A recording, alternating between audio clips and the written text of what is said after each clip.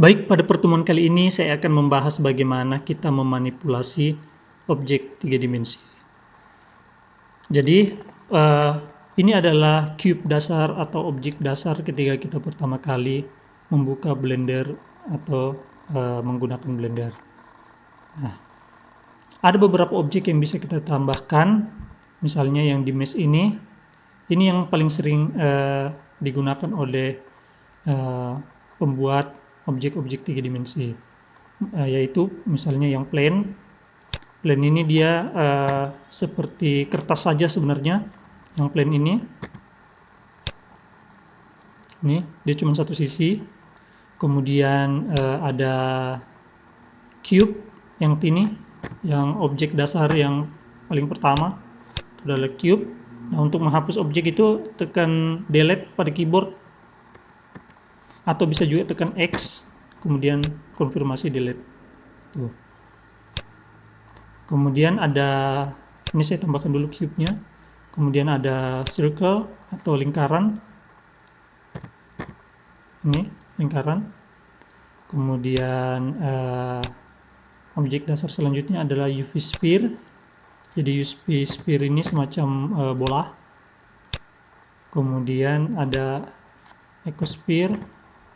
Ini semacam kayak diamond begitu, tapi dia bentuknya bulat. Kemudian silinder. Ini. Kemudian ada clone, semacam topi. Kemudian ada torus, kayak donat, atau ban. Nah, ini adalah objek-objek dasar yang bisa kita tambahkan.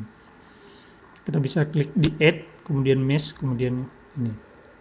Nah, ada juga shortcutnya. Shortcutnya adalah Shift A. Shift A. Nah, kita tinggal milih di sini, jadi tidak perlu klik tombol di atas sini, langsung saja Shift A. Gitu.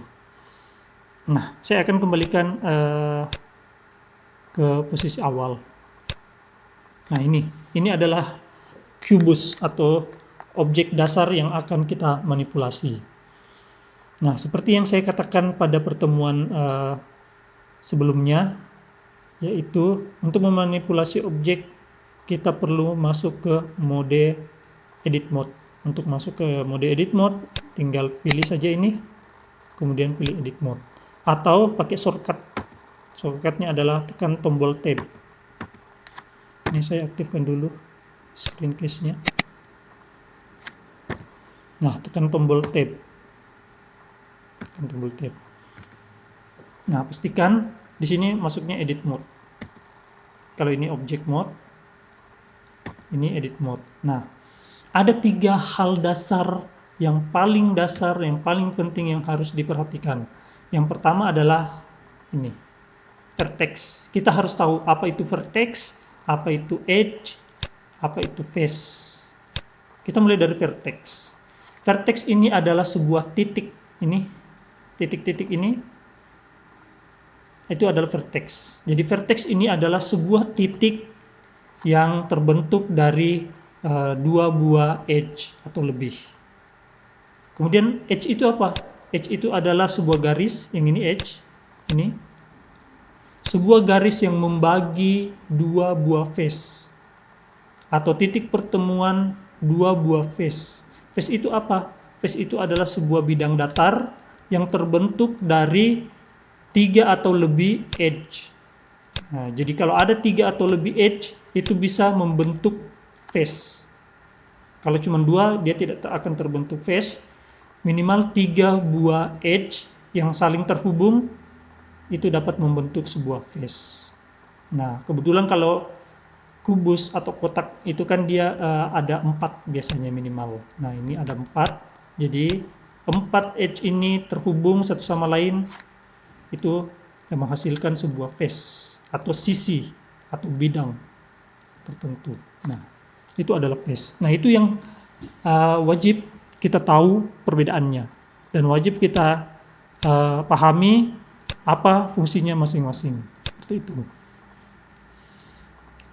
Nah, untuk menyeleksi objek itu kita tekan A. Misalnya untuk menyeleksi seluruh komponen atau seluruh vertex, tekan A. Untuk tidak menseleksi semuanya, tekan A 2 kali. Seperti itu. Jadi tekan A 1 kali untuk menseleksi semuanya, double A untuk deselect atau jangan menseleksi semuanya. Kemudian untuk menyeleksi atau memilih, misalnya ini kan modenya adalah vertex.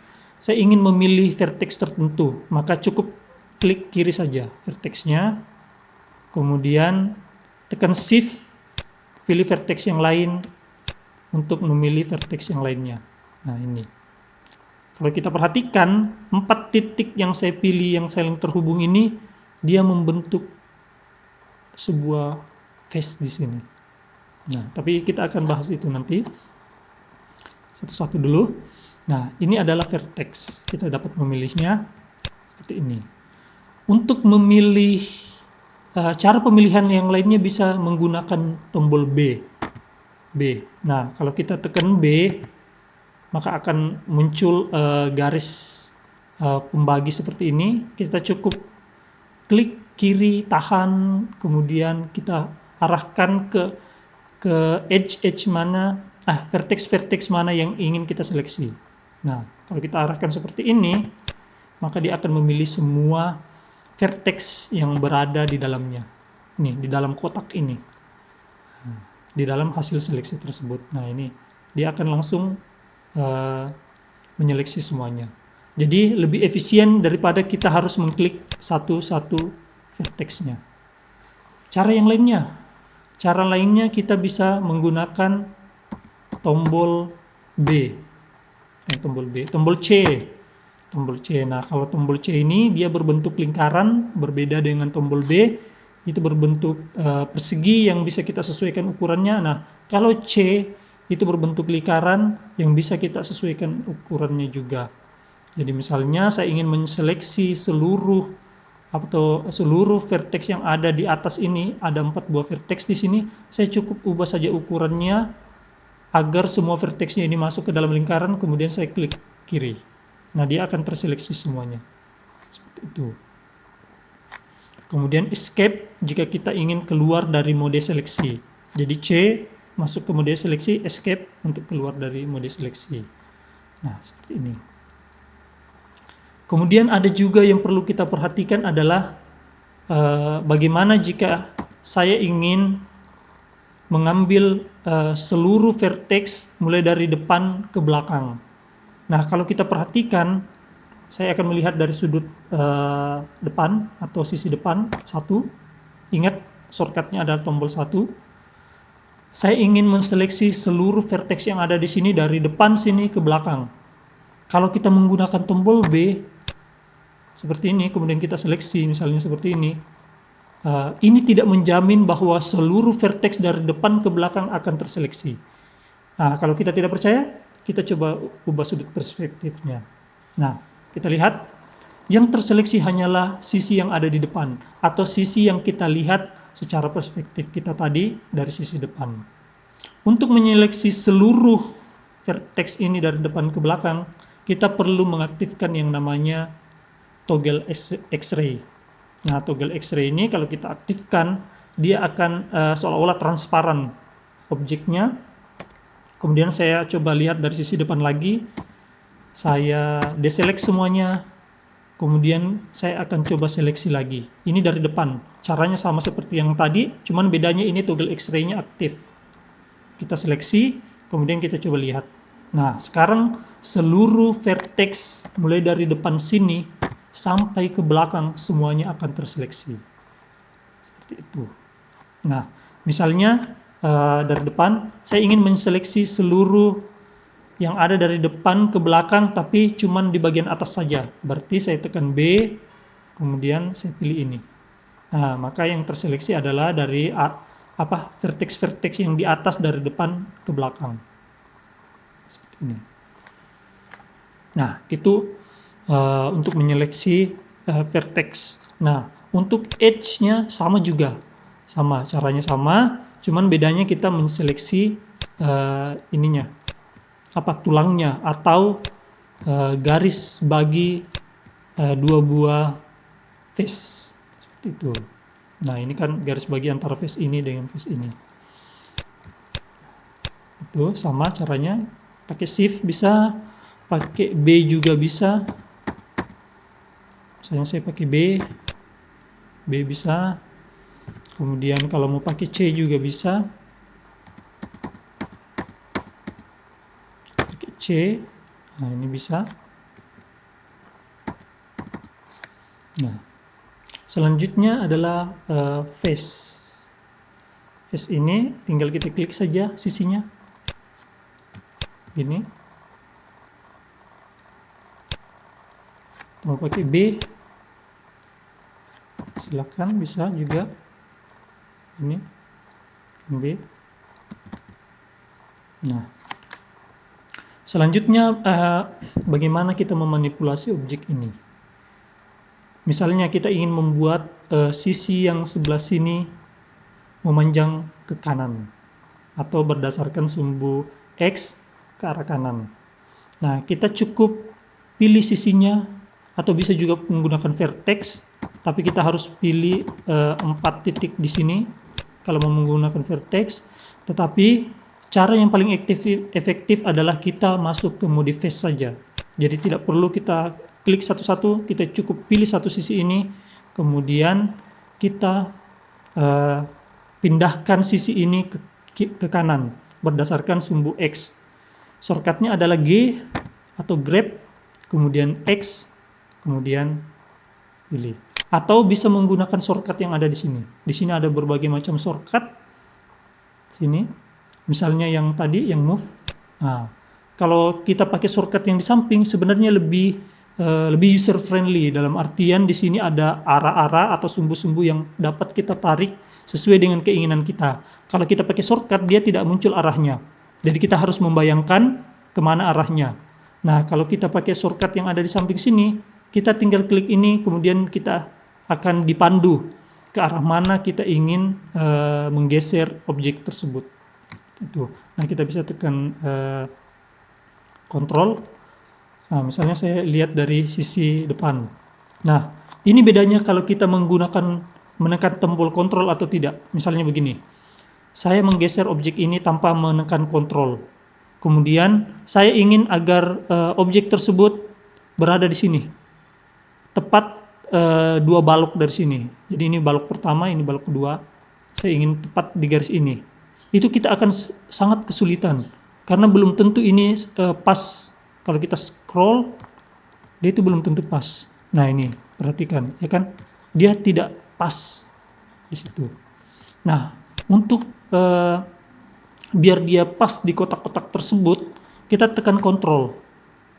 Nah, kemudian kita arahkan, dia akan bergerak satu demi satu kotak. Nah, kalau kita perhatikan nih, satu. Nah, saya akan cukup berhenti di sini. Maka dia akan pas di tengah. Seperti itu. Nah, ini membuat objek tersebut lebih apa ya? Lebih terstruktur atau lebih sesuai dengan keinginan kita. Ukurannya seperti itu. Kalau kita lihat ukurannya sekarang, sini agak berubah tadi karena sebelumnya kita tidak menggunakan kontrol. Nah, kalau kita tekan kontrol, tuh, dia akan berubah pas 3 meter. Misalnya saya kalau tidak salah satu ini 10 cm berarti. Nah, misalnya begini, nah itu kan 2,9 jadinya. Kalau kita pakai geser biasa tanpa kontrol, itu akan sangat kesulitan kita dapat 2,9. Kita harus perhatikan di atas, di sini. Nah, pakai kontrol dia lebih terarah, lebih presisi lah, seperti itu, lebih presisi.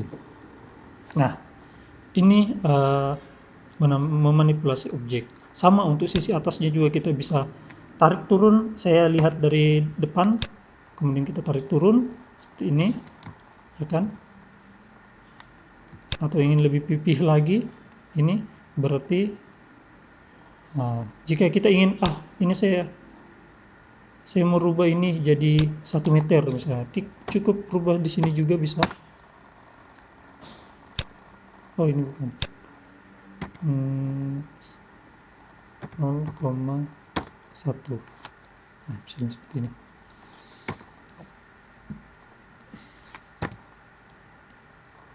Nah, itu dasar-dasar untuk memanipulasi objek. Nah, kemudian selanjutnya, bagaimana jika saya ingin membagi persegi ini menjadi dua bagian yang sama rata? Untuk membagi objek tersebut, kita bisa pilih ini, yang loop cut. Kita cukup klik ini, kemudian kita arahkan sini. Dia akan terbagi menjadi dua. Seperti itu. Nah, kita arahkan ke sini, dia akan membagi juga. Tapi kita ada shortcutnya sebenarnya.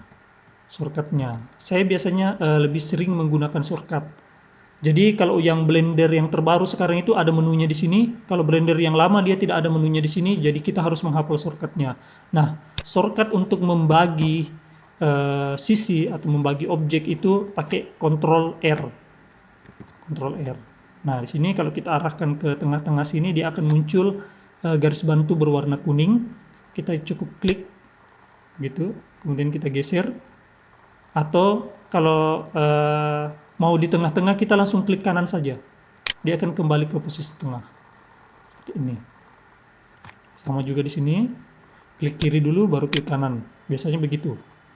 Kalau kita klik kiri, kemudian kita geser-geser, kemudian kita klik kiri lagi, dia tidak akan pas di tengah. Jadi kalau mau pas di tengah, cukup klik Ctrl R, arahkan ke sini sampai garis bantunya muncul, klik kiri, kemudian klik kanan. Seperti itu. Itu tipsnya. Nah, bagaimana jika saya ingin membuat garis di sini dan di sini, tapi dengan cara yang presisi? Kita bisa Ctrl R ini, kemudian scroll satu kali ke depan sampai dua muncul seperti ini garisnya. Ini saya scroll satu kali. Kalau saya scroll lagi, dia akan bertambah lagi. Nah, saya scroll sampai muncul dua garis bantu seperti ini. Saya klik kiri dulu, kemudian saya scaling pakai tombol S, kemudian tombol X berdasarkan sumbu X, kemudian saya geser. Nah, biar presisi, saya tekan Ctrl. Nah, di sini Ctrl. Nah, misalnya seperti ini. Nah, sama juga di sini. Saya scroll, kemudian S. Nah, bedanya saya tidak scaling berdasarkan sumbu X, tapi berdasarkan sumbu Y. Tekan Ctrl. Seperti ini.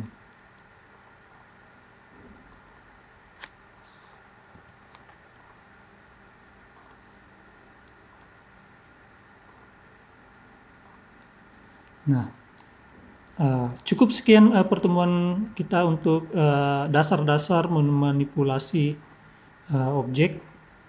Kita lanjutkan pertemuan berikutnya, bagaimana membuat objek sederhana menggunakan Blender. Objek sederhana yang akan digunakan, yang akan kita buat adalah kursi dan meja. Sekian, terima kasih.